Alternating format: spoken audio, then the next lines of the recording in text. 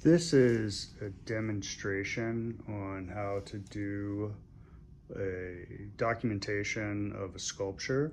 In this case, we're using a shadow box, which is literally just a box that has about a 5 or 6 inch depth to it, objects inside, very classic form of sculpture. And a great demonstration on how to look at some of the basics of how a sculpture might be photographed.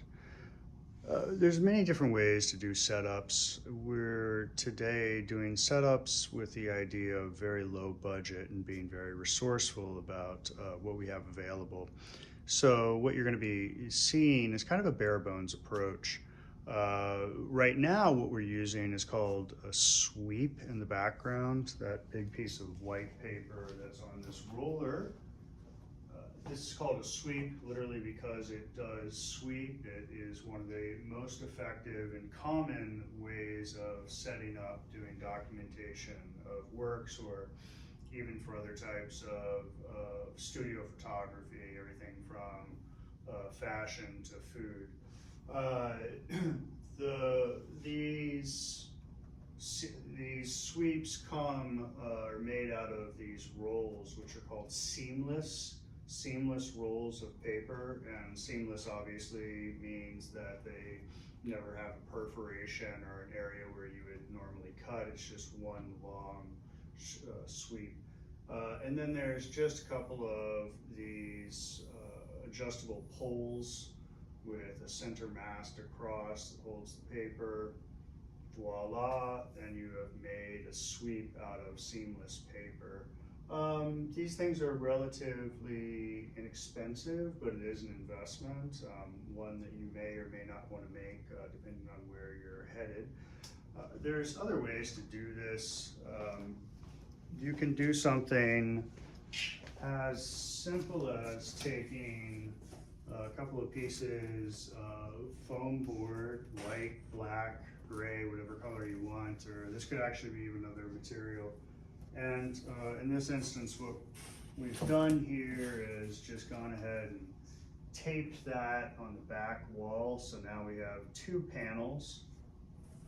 And I can just set this down.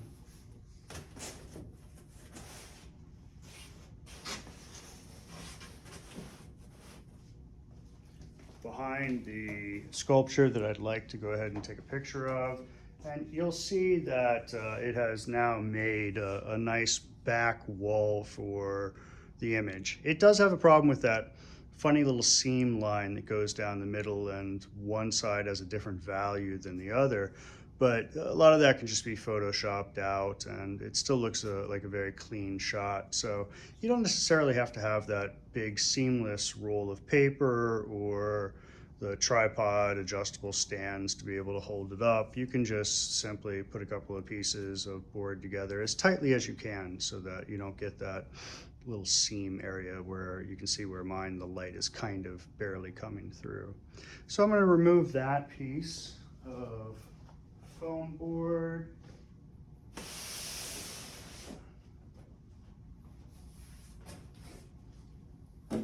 Let's go back to looking at our lighting for a second. So in this scenario, we're doing the almost most basic form of lighting we can do. For almost any, it's almost always true that great photographs happen with natural light. So if nothing else, maybe this should be a first go-to, find a spot outside where you can set up a neutral background and a neutral floor for your shot. Wait for the end of the day during what photographers consider that sort of magic hour around dusk. Put the sunlight to your back, and then as it streams from behind you, take a shot of your work. That's usually the most effective. When you're doing indoor studio lighting, we'll talk about this as just a very first step.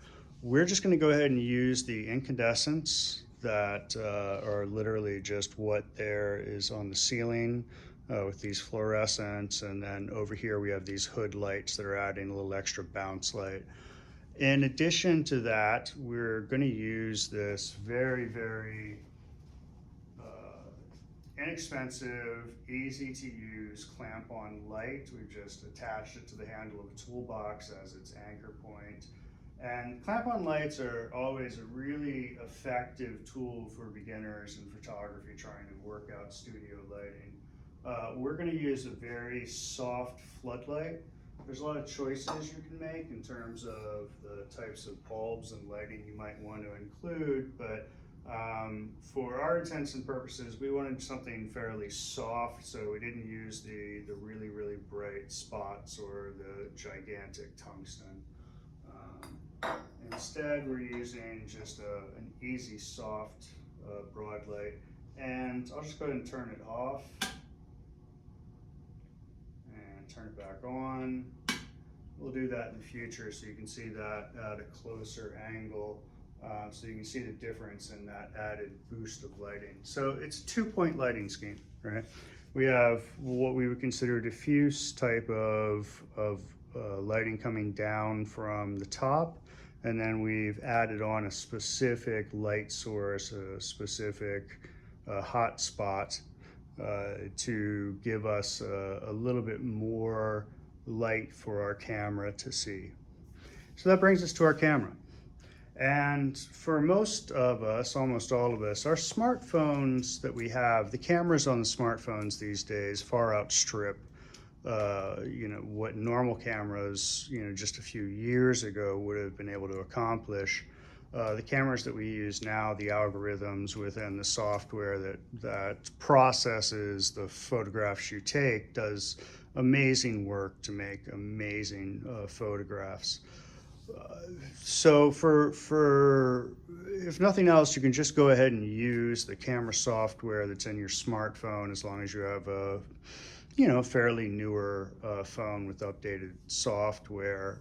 Some of these pictures are coming out at so many megapixels that it's more than any emerging artist would ever need. I would like to point out taking it to the next phase of professional documentation, and that is that you really, really want to take your photographs in a raw format and then be able to take those raw format documents into a software photo editing program such as Adobe Photoshop, to be able to manipulate, change, fix, adjust whatever the images that you're taking. So what we should talk about is the cameras that we're going to use. So if for me, I use Apple products. So I have an iPhone that we're currently recording on, and I have set it up looking at an iPad. The iPhone and the iPad both have been loaded with a software program called Pro Camera. So Pro Camera is a software program you pay a nominal fee for. I believe it's somewhere around $10 or whatnot. That the software program is a little more tricked out in terms of the photographs it can take and the settings that you can have for your photographs compared to the software on your phones that are already come with the camera. The important thing to understand is the software that I purchased, it's because it does a lot of settings, but most importantly, it does something called raw images. And we'll take a quick look at that later on, and then it'll show up again when we do our post-production in the software. We really want to use some kind of a software for camera capturing or image capturing that will capture the images in a raw format. Now, the idea of a raw format is literally what it sounds like, that the image is trapped in a file as just its basic raw materials. There was a pixel here that was this certain color. There's a pixel over here that was this certain color. There's no algorithms that go in and try to provide clarity or clean up the image or, try to give more saturation to the color. It's just raw. Here's how the image looked when you took it. And that's really important because when you have the raw file, you can do more manipulation and fixes to your images, almost like magic, than you can if you take an image that comes out as a JPEG or some kind of non-raw file. So I chose Pro Camera. I paid a little bit for it so that I can get these type of raw images. There are other software programs that are free that you might want to try. They come with disadvantages of some ads or some banners, some interruptions. Not often the software is a little glitchy. So if you want to make an investment, I'd say maybe think about that.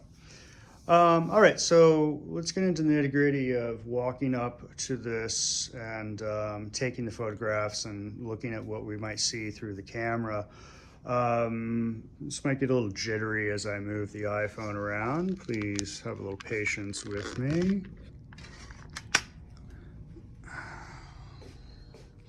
So, like we said, we have our clamp-on light here. What we've done here is we're using an iPad. You can see we've just created tiny little stilts to kind of hold that hold it up at the right angle. And in the background here, this is our sculpture, a shadow box that we want to take a picture of, and we've thrown a few random objects in there, some color, some white, some black. You can see some shadows going on. Let's step back and look at our software program that we're using, the Pro Camera software. And somewhere in these settings, right, here in the settings, as you look through, there's all these things. You can add grids to make things straight. You can look at a histogram. It tells you what the aspect ratio is. A lot of things. You can put a timer on the images. It's often very helpful if you're worried about things vibrating or shaking around. The important thing here is that I have this option, which is raw JPEG. Now you see JPEG, HIF, TIFF, raw JPEG. I want to make sure I've got raw JPEG. That's the important thing, is that I'm going to get a raw file out of this. So now I'll close that box. And all software programs might be a little bit different, but most of them are going to have the same key things. They'll give you an option to focus things in. They might give you an option for doing high resolution, HDR. Give you an option maybe for, some other fancy tools. I don't even actually know what that one means. But here is a really important one. This is our exposure, and you'll see as I move the dial one way or the other, I get different exposures. And important to understand that in photography, one of the key golden rules is you should always bracket your photographs, which means that you go an exposure low, and then you go a middle exposure, and then you go an exposure high. And then later on, when you quote unquote develop the photographs, you used to develop with film. Now you would just take now you would just put them in Photoshop and see how they look. But the point being that you get all three, and then later on you see which exposure was the right one. And now in our fancy digital age, sometimes you can blend different exposures together to get the right thing that you were looking for in the first place. So that's our exposure. This is our, take a picture. It's got some other things that are involved with the ISO, which is really low, which is fine, and how fast it wants to take a photograph. For our intents and purposes, for what I'm doing, it's showing me what image it's going to give me, so I'm okay with that. And I'm just going to try taking a photograph of it. So I'm just going to go ahead and lower myself down to 1 under. Start bracketing up by going to the center. 1 over center, take a look at it. And I can maybe look at it what it might be like even higher. Is that how bright I might want it? I don't know. It looks a little bright, but maybe 1.5. Maybe, never know. I'll take one shot there just in case. And so this is, like we said, a 2-point lighting scheme. We have an overhead, and then we have ourselves a second point of light, which is this clamp-on light right off to our left. Let's take a moment to appreciate the difference between having that extra light on versus off. Please watch the shadows behind the objects. And you'll notice that those are all gone. So this is a great example of how you might want to decide on how you want your photographs to look. If you want them without that extra drama of shadows, things look a little flatter. They look obviously a little darker, but we can kind of adjust that with the focus. But this softer type of look to the image might be a real benefit. Maybe the shadows are a distraction, or they give a mood to your images that you didn't want to have there in the first place. So these are the kind of adjustments that you can make just by small little details in an application with, being able to do exposure. And there, like I said before, there's multiple applications. The only thing that you really want to make sure that you have is the possibility of doing a raw image. Let's take a real quick look again at shadows. Shadows tell us so much about the nature of a photograph.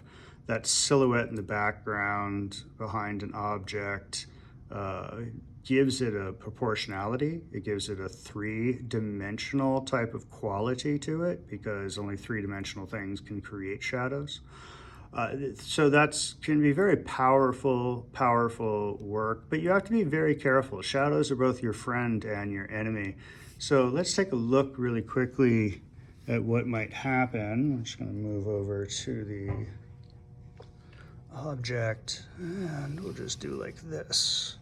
And all I've done is adjust that a few inches at best. Now, when we come back and look at our image on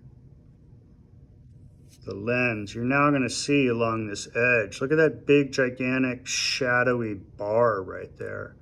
That's because when I tilted the box a little bit, now my extra camera is the extra light is now creating a shadow off of that left wall. And we don't want that. That looks terrible, right? That's just a distraction. It looks like bad photography. What we've done though is we have kind of squared this off to the angle of our camera. So we can try shutting off that light. And now we're going to get a slightly different perspective. All right, so maybe do a tiny bit of an adjustment here.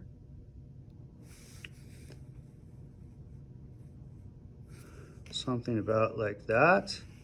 And we're going to adjust down to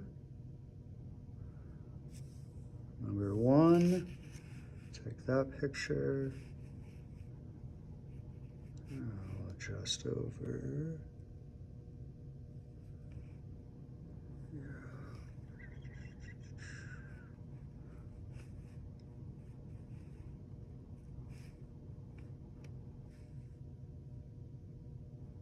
Oh, I feel like that's way too dark. Let's just go the other way here.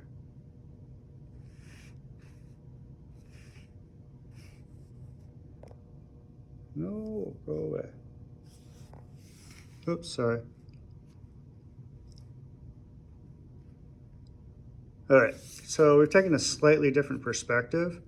You'll still notice that, like, even in this perspective, the lines are a little bit messy in terms of them not being straight and whatnot. That's more about the lens on a camera and just how cameras work than anything else. And these are the kind of things that we would fix in our post-production when we put the image through some kind of photo editing software like Adobe, where there's literally a button you push and you're able to straighten up the lines and the corners and the edges of the image that you've taken.